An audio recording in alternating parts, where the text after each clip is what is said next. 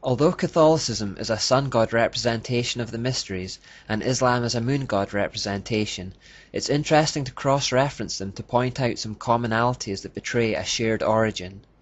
Since the end goal of Satan is to undo the scattering of Babylon and return the world to a single one-world religion, it is these kinds of commonalities that he will play upon to bring that unity at the end of time, not just with Catholicism and Islam, but with all religion that stems from Babylon.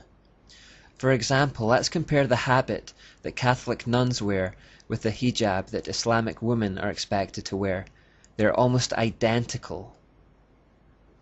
Also, in both religions, people are taught to pray with beads.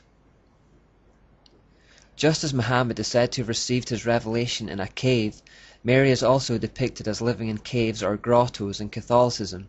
As I've already pointed out, this practice links them to the underground Babylonian worship of Nebo, who was said to have come out of the hole in the ground, and puts us in mind of Revelation 13:11 that talks about a beast coming out from the earth.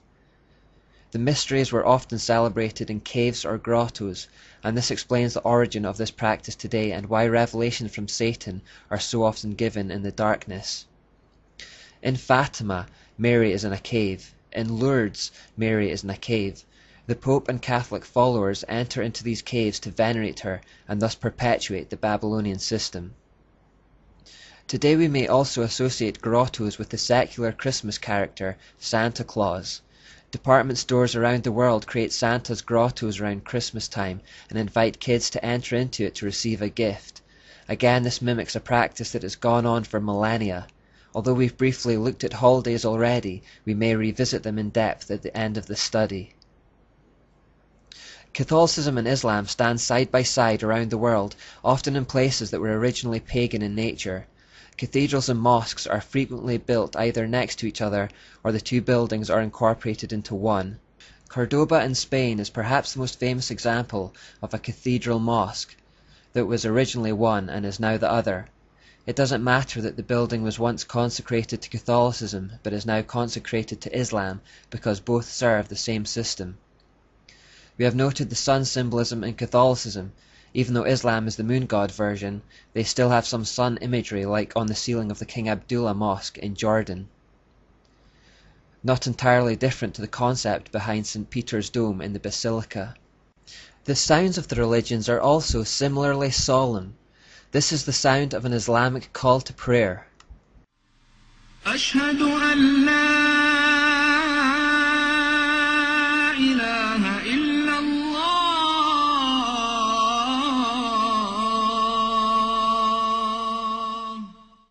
Now compare it with the sound of a Gregorian chant. They are both similarly haunting, mournful, and melancholic.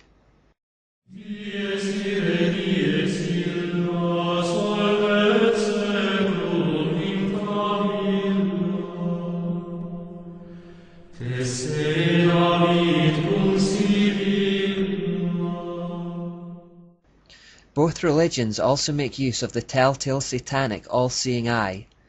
This is a typical example from an Islamic taxicab where they are used as a charm to ward off evil and for protection. You will also unsurprisingly find this symbol in Catholicism. This is one example found on the confessional at the Cathedral Milano in Italy.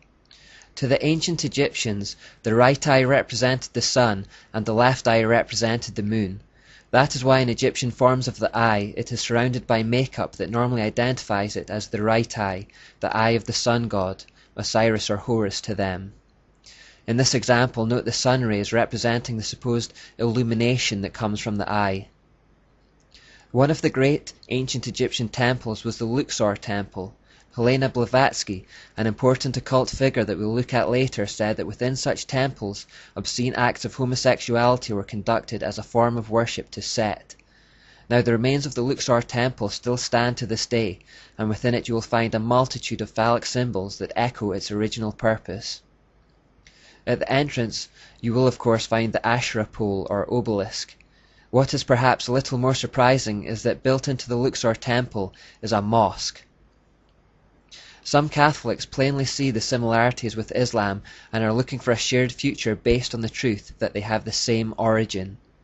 Vatican insider Dr. David Malachi Martin said that on the basis of a personal message from Mary to Pope John Paul II, he believed that there will come a day when the heart of Islam, already attuned to the figures of Christ and Christ's mother Mary, will receive the illumination it needs, a second Fatima, in which they will recognize him as God's true vicar on earth. Then with fellow travellers like the Church of England, the Episcopal Church, and others of like mind, the Pope could be worshipped as the infallible Holy Father by over 1/2 of the world's population. This idea of ecumenism, or unity between religions, is gaining a lot of momentum in the world today, and behind it is the fact that Satan wants to reverse the scattering of Babylon and bring the whole world together again under his mystery religion. Given that the false religions of the world share the same root, they all have commonalities which are to be highlighted to achieve this end.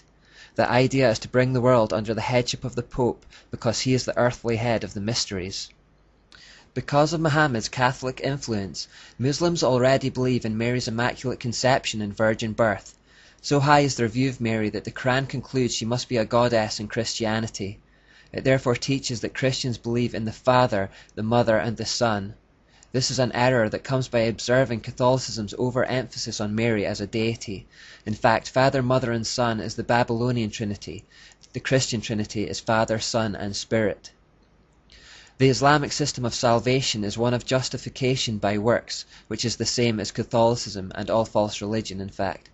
The Quran teaches that on the Day of Judgment, good and bad works will be weighed up in a balance to decide whether or not someone goes to heaven or hell. This is just like the scales of Anubis or St. Michael in Rome. In Islamic states, there is no division between religion and politics.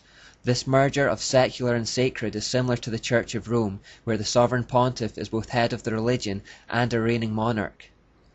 A final similarity with the Church of Rome is persecution, firstly of Jews and secondly of Christians. This is an indicator of Satan's presence. The Jews were granted full citizenship of Rome in 212 AD.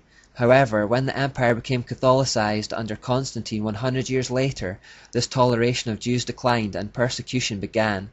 This was the start of a long history of terrible persecution of Jews by the Church of Rome. Likewise, we have already seen how Muhammad developed a hatred of the Jews and took to attacking and massacring them. In conclusion, we should be careful not to bow to the pressure of the politically correct lobby and blaspheme the name of God by placing him on a level with Allah, or to even suggest that they are one and the same under different names. Allah is Baal. We should also be clear in refusing to compromise with Catholicism and its Babylonian ways.